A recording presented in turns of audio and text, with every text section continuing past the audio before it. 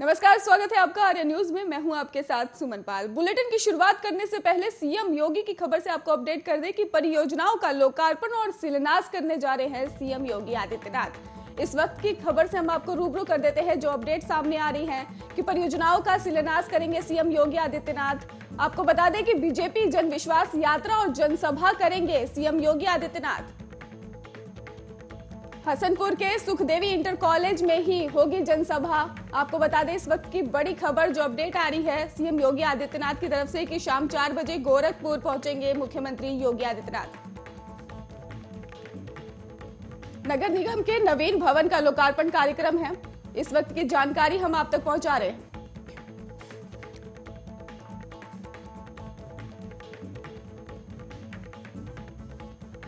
चलिए खबरों की शुरुआत करते हैं। देश भर में मौसम सर्द होता जा रहा है और कहीं भारी बारिश हो रही है, कहीं बर्फबारी है और कहीं शीतलहर से तापमान में लगातार गिरावट दर्ज की जा रही है। और अगले 24 घंटों में उत्तर प्रदेश, मध्य प्रदेश और राजस्थान के कई हिस्सों में हल्की बारिश का अनुमान है। वहीं बदले मौसम के कारण ही लद्दाख और आसपास के क्षेत्रों पर भी पश्चिम विक्षोभ माना जा रहा है।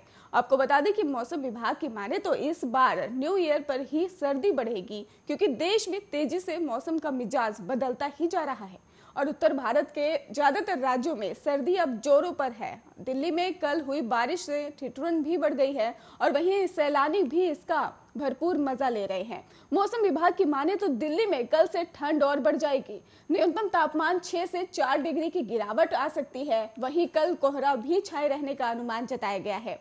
वहीं अगर उत्तराखंड की बात कर ले तो उत्तराखंड में ठिठुरन वाली ठंड पड़ने लगी है। वहीं सरोवर नगरी नैनीताल में कल शाम से ही हल्की बर्फबारी जारी है।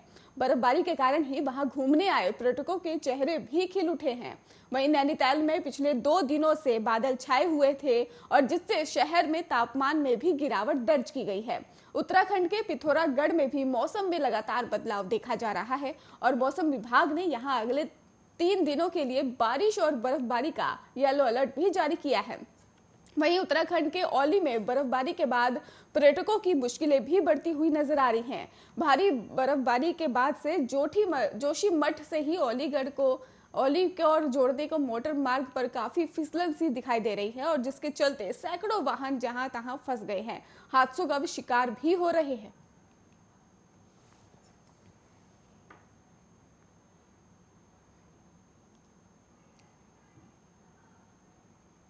पहाड़ों में भारी बर्फबारी और मैदानों में छिटपुट बारिश ने ठंड को जरूर बढ़ा दिया है। जम्मू कश्मीर में ही आपको बता दें कि मंगलवार को श्रीनगर को छोड़कर सभी जिलों में पारा शून्य से भी नीचे रहा। हिमाचल में भी जगह जगह बर्फबारी से मौसम सर्द हुआ है। राजधानी दिल्ली में मंगलवार को दिन भर होती रही छिटपुट बारिश से पारा लुढ़ककर 4.4 डिग्री पर ही रहा, जबकि अधिकतम तापमान सामान्य से 3 डिग्री कम 18 डिग्री दर्ज किया गया। मौसम विभाग के मुताबिक अगले 2-3 दिन ठंड बढ़ेगी और पारा 5 डिग्री तक पहुंचेगा। वहीं राजस्थान में मंगलवार को संगारिया 8 डिग्री के साथ सबसे ठंडा रहा। मौसम विभाग के मुताबिक कश्मीर घाटी में गुलमर्ग -9.4 डिग्री न्यूनतम तापमान के साथ सबसे ठंडा रहा, जबकि पहलगाम में भी पारा शून्य से 7.9 डिग्री नीचे दर्ज किया गया। और वहीं पटनी टॉप में भी हुई ताजा बर्फबारी में सैलानियों ने जमकर मस्ती की है। हिमाचल प्रदेश में अटल टनल, रोहतांग और जलोड़ी दर्रे के भारी बर्फबारी के कारण ही यातायात ठप रहा है। उधर राजस्थान में संगारिया 8 डिग्री न्यूनतम तापमान के साथ सबसे ठंडा रहा। पिछले 24 घंटे में राजस्थान के कई इलाकों में बारिश होती रही, जिससे मौसम सर्द बना रहा।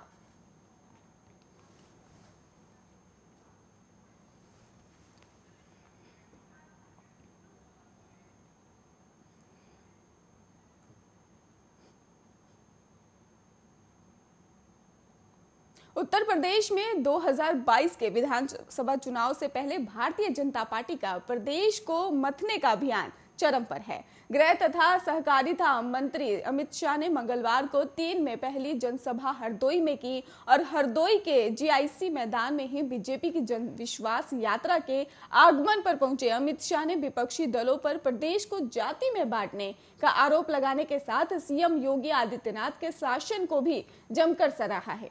आपको बता दें कि हरदोई में जन विश्वास यात्रा के अंतर्गत आयोजित जनसभा में केंद्रीय गृह और सहकारिता मंत्री अमित शाह ने कहा कि एक जमाना था जब उत्तर प्रदेश में माफिया का राज होता था। यहाँ पर तो माताएं बहनें सूर्यास्त से पहले ही घर के अंदर पहुंच जाती थी। प्रदेश में 2017 से सत्ता में परिवर्तन के बाद उत्तर प्रदेश में योगी जी का राज है। यहाँ से सभी माफिया का सफाया हो गया है, लोग अमन चैन से हैं और उत्तर प्रदेश की कानून व्यवस्था में भी काफी सुधार हो गया है। अमित शाह ने कहा कि उत्तर प्रदेश में इससे 15 साल पहले सपा और बसपा का राज था और उन्होंने जनता से पूछा कि क्या इनके राज में कभी समाज का विकास होता था। अमित शाह ने कहा कि सपा आती थी और एक जाति का विकास होता था, बसपा आती थी तो दूसरी जाति का विकास होता था और 15 साल तक बसपा और सपा सरकार चली जिन्होंने अपना अपना विकास कराया और ना घरों में बिजली पहुंची, ना पानी पहुंचा और ना विकास हुआ। उन्होंने कहा कि समाजवादी पार्टी की ABCD को बिल्कुल अलग है। उनके लिए A का मतलब अपराध और आतंक और B का मतलब भाई भतीजावाद और C का मतलब करप्शन यानी भ्रष्टाचार और वही D का मतलब दंगा।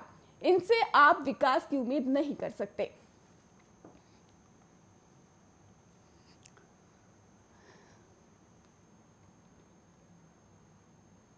राजधानी दिल्ली में कोरोना वायरस के बढ़ते संक्रमण और ओमिक्रॉन के मामलों की संख्या तेजी से बढ़ रही है और इस खतरे के देखते हुए ही दिल्ली की अरविंद केजरीवाल सरकार ने येलो अलर्ट भी जारी कर दिया है और इसके तहत यातायात को लेकर कई तरह की पाबंदियां भी लगाई गई हैं और मेट्रो और DTC की बसों में भी यात्रियों की क्षमता कम कर दी गई है। इसके साथ ही प्राइवेट कंपनियों में काम करने वाले कर्मचारियों की संख्या आधी कर दी गई है। दिल्ली मेट्रो रेल कॉरपोरेशन ने कहा है कि मेट्रो ट्रेनों को केवल 50% क्षमता के साथ ही चलाया जाएगा और इसके अलावा मेट्रो ट्रेनों में खड़े होकर यात्रा करने को इजाजत नहीं रहेगी। मेट्रो स्टेशन पर लोगों के प्रवेश को नियंत्रित किया जाएगा और दिल्ली मेट्रो की ओर से जारी निर्देश के मुताबिक मेट्रो के 714 गेटों में से अब 444 गेट ही यात्रियों के लिए खुलेंगे और यात्रियों के लिए भी मेट्रो ने यात्रियों को यात्रा करने के लिए अलग समय निकालने का भी सुझाव दिया है और इसके साथ ही मेट्रो ने कहा है कि केवल बहुत जरूरी होने पर ही मेट्रो ट्रेन में यात्रा करें और मेट्रो में फ्लाइंग स्क्वाड का चल रहा है और कोविड प्रोटोकॉल का पालन न करने वालों पर फाइन लगाया जा रहा है और दिल्ली मेट्रो की ये पाबंदियां दिल्ली के अलावा गुड़गांव, नोएडा, गाजियाबाद, फरीदाबाद, बहादुरगढ़ में भी लगेगी और आपको बता दें कि DTC बसों को केवल 50% यात्री क्षमता में चलाया जाएगा और इनमें से किसी को खड़ा होकर यात्रा करने की इजाजत नहीं होगी और ऑटो ई-रिक्शा में 2 सवारी, टैक्सी कैब ग्रामीण सेवा और फटफट सेवा में भी 2 सवारी और मैक्सी कैब में 5 सवारी, RTV में भी केवल 11 सवारियां ही बैठ पाएंगी और दिल्ली सरकार के ऑफिसों में A ग्रेड ऑफिसर्स के 100% स्टाफ को आना होगा। अन्य ग्रेड के केवल 50% स्टाफ ही ऑफिस बुलाए जाएंगे और प्राइवेट ऑफिसों में 50% स्टाफ को ही आने की इजाजत दी गई है।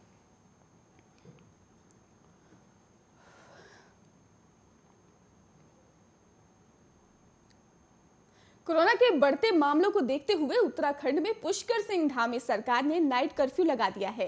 रात 11 बजे से सुबह 5 बजे तक नाइट कर्फ्यू रहेगा और इससे यूपी और दिल्ली और मध्य प्रदेश में भी नाइट कर्फ्यू का लगाया जा चुका है। आपको बता दें कि उत्तराखंड में कोरोना वायरस के नए स्वरूप ओमिक्रॉन से संक्रमण का मामला जो पहला मामला है वो दून में सामने आया है और स्वास्थ्य मंत्रालय के मुताबिक ये भी कहा जा रहा है कि हाल ही में स्कॉटलैंड से लौटी एक 23 वर्षीय महिला ने नमूने की जांच से ही उसके ओमिक्रॉन से संक्रमित होने की पुष्टि हुई है और डॉक्टर तृप्ति बहुगुणा ने भी बताया है कि देहरादून के कामली रोड निवासी महिला 8 दिसंबर को स्कॉटलैंड से दिल्ली लौटी थी, जहां हवाई अड्डे पर की गई RT-PCR जांच नेगेटिव आई थी और उसी दिन महिला शाम को कार से अपने माता पिता के साथ देहरादून पहुंची और जिसके बाद 12 दिसंबर को दोबारा की गई जांच में उसके ओमिक्रॉन से संक्रमित होने की पुष्टि हुई है और डॉक्टर ने कहा है कि महिला को होम क्वारंटीन में रखा गया है, जहां उसे मेडिकल किट उपलब्ध करा दी गई है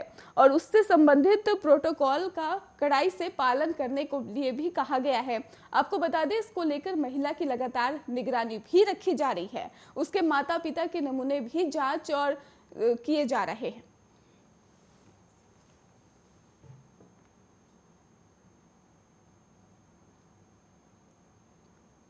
राजस्थान के जालोर में ड्राइवर को नींद की झपकी आने से कोयले से भरा ट्रैक्टर अनियंत्रित होकर नर्मदा नहर में जा गिरा।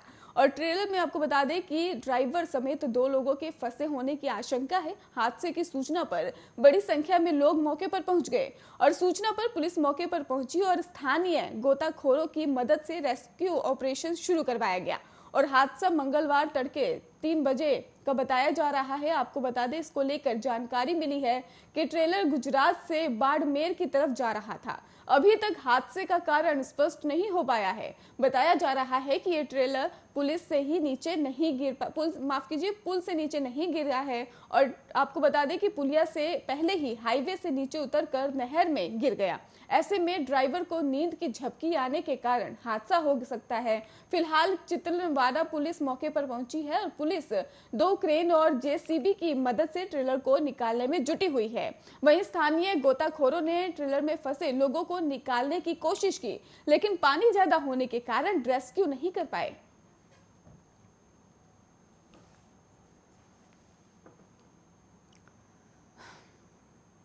उत्तर प्रदेश के मुख्यमंत्री योगी आदित्यनाथ आज अमरोहा जनपद में हसनपुर पहुंचेंगे और यहां वे सुखदेवी इंटर कॉलेज के मैदान में जनसभा को संबोधित करेंगे। साथ ही अमरोहा जिले को स्टेडियम के सौगात समेत 40 करोड़ रुपए के विकास कार्यों का लोकार्पण करेंगे। सीएम योगी आदित्यनाथ के अमरोहा आगमन का सरकारी कार्यक्रम जिला मुख्यालय को मिल गया है।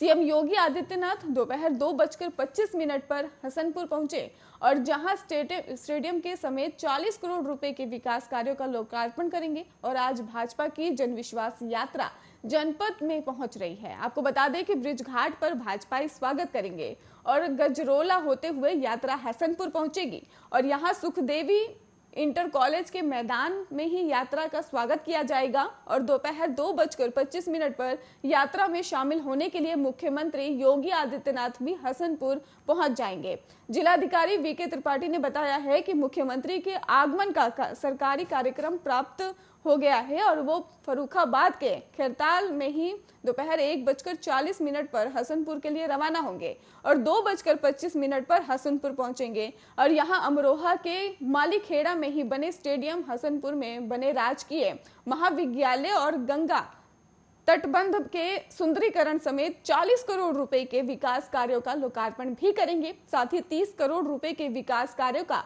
शिलान्यास भी करेंगे। उसके बाद जनविश्वास यात्रा की जनसभा को संबोधित करेंगे। डीएम ने बताया है कि ये लगभग 1 घंटा 10 मिनट रुककर 3:35 पर ही वहां से रवाना हो जाएंगे। मुख्यमंत्री के आगमन की तैयारी पूर्ण कर ली गई है और एसपी पूनम ने बताया है कि सुरक्षा व्यवस्था के पुख्ता प्रबंध भी किए गए हैं और पुलिस कर्मियों की ड्यूटी को लगा दिया गया है।